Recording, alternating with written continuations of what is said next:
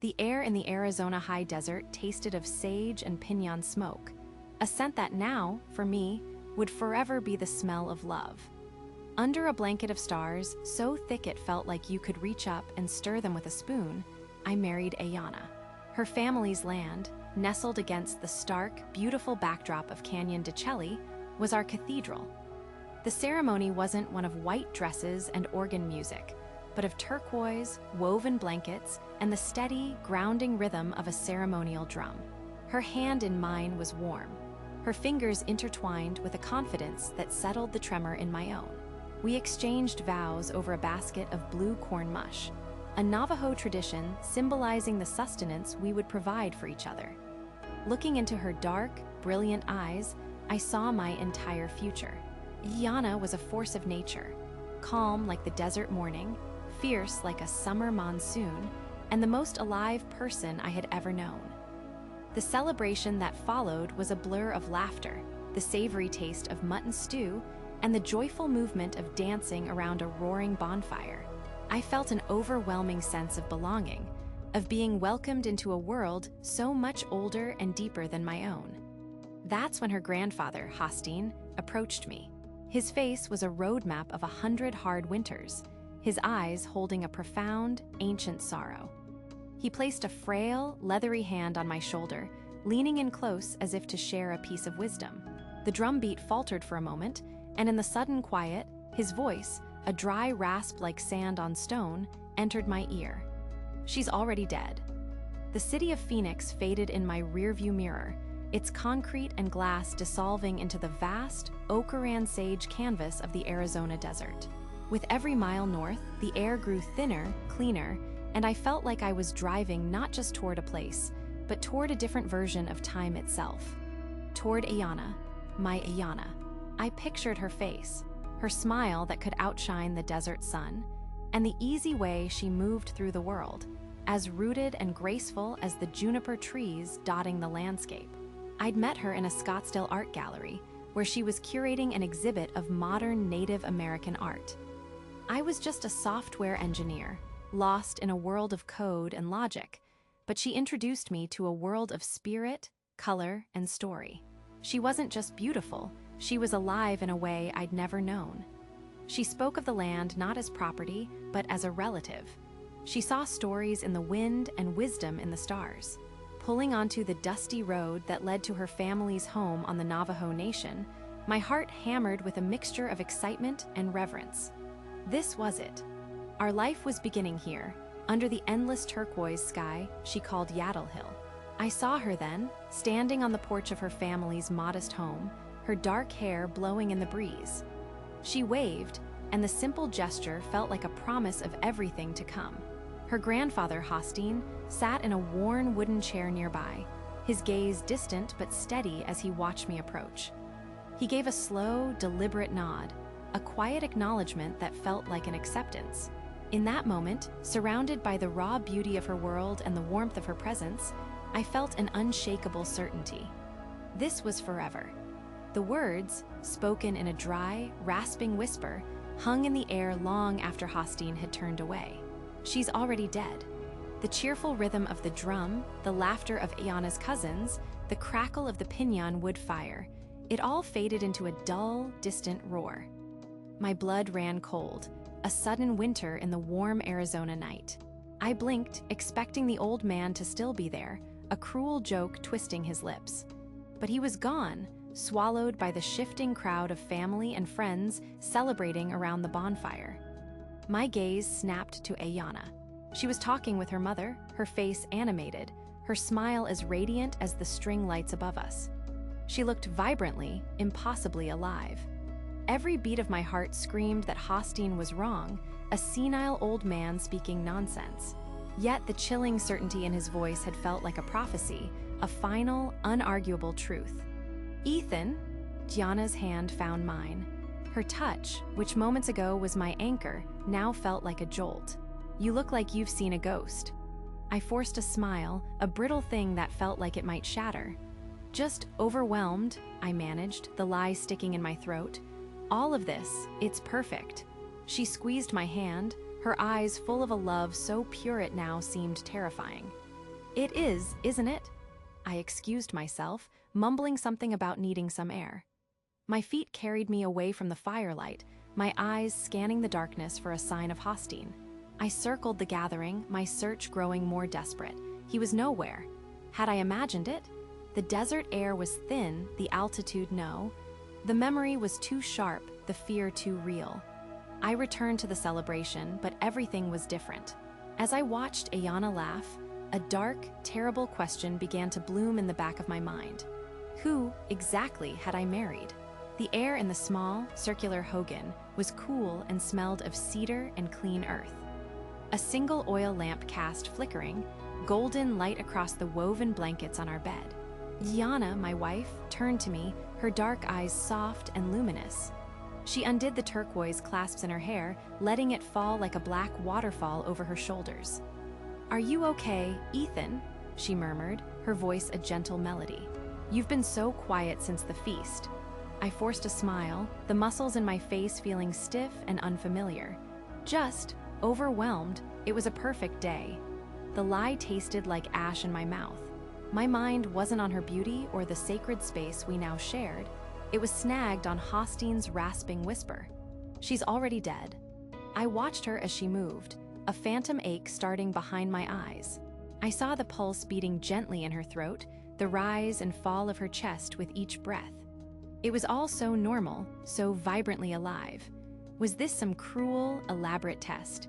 As she finally lay beside me, her warmth a stark contrast to the ice in my veins, I fought the urge to press my fingers to her wrist, to her neck, to confirm the life that was so plainly there.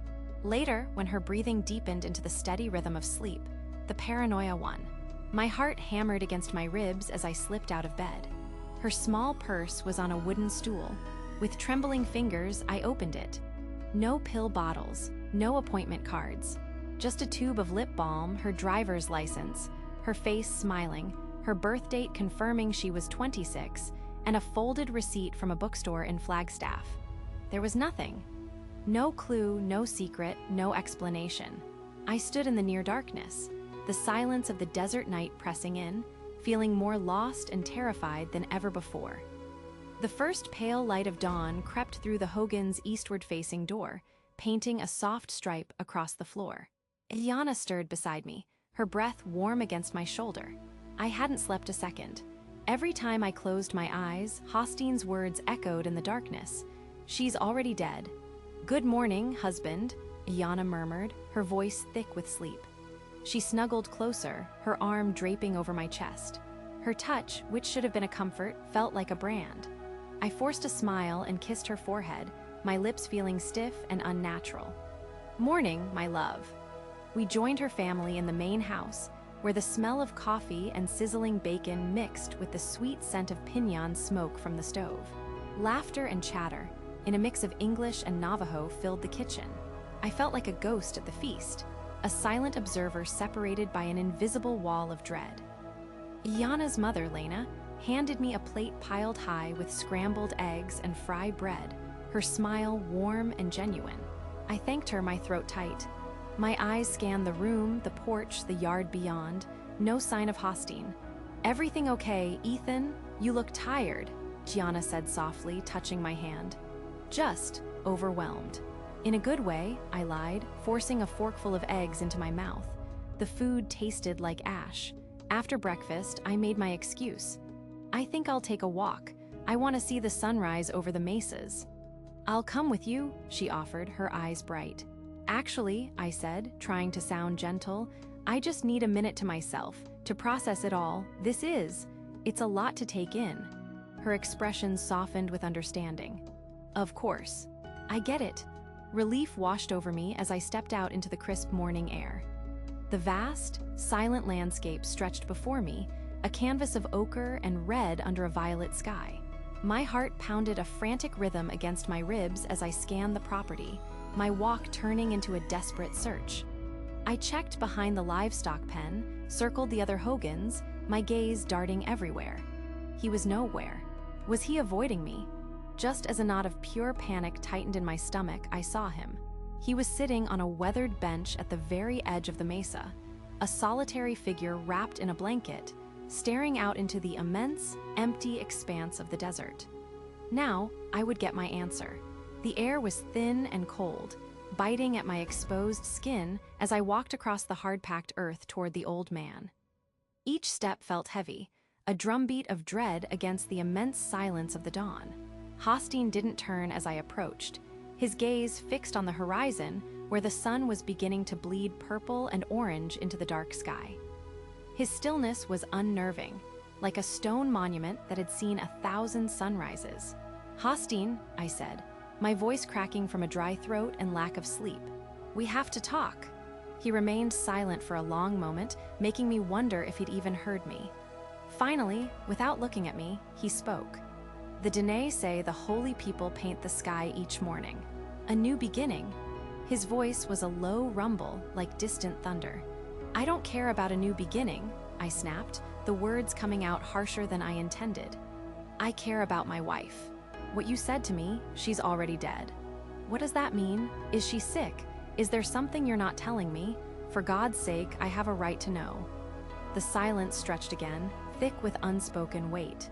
He finally turned his head, and his dark, ancient eyes locked onto mine. There was no malice in them, only a profound, bottomless sorrow. "The body is a vessel," he began slowly, his words deliberate. "It can walk and breathe and eat, even when the spirit within has fled. Gianna's body is strong, but her spirit, the light that was meant to be hers, that was extinguished a long time ago. The winter she turned 17, a piece of her was taken, and it never returned. You have married the echo of the woman she was supposed to become. You married what was left behind." Months melted away, the sharp Arizona chill giving way to the gentle warmth of a desert spring. The journey had been a quiet one, built on patience. I learned the truth from Ayana's mother, a story of a frozen road, a car crash, and the loss of her closest childhood friend. A tragedy that had entombed her vibrant spirit in guilt. I never pushed. I simply loved the woman before me, creating a space safe enough for her ghosts to rest. One afternoon, I found her sitting by the window, sketching the distant mesas in a charcoal-dusted notebook, a passion she'd abandoned years ago. Her hand moved with a forgotten confidence. I came up behind her, gently resting my chin on her shoulder. The landscape on the page was alive, full of the light and shadow I'd always seen in her. "It's beautiful, Ayana," I whispered. She leaned back into me, a soft, genuine smile gracing her lips, not the fragile one from our wedding, but one that reached her eyes.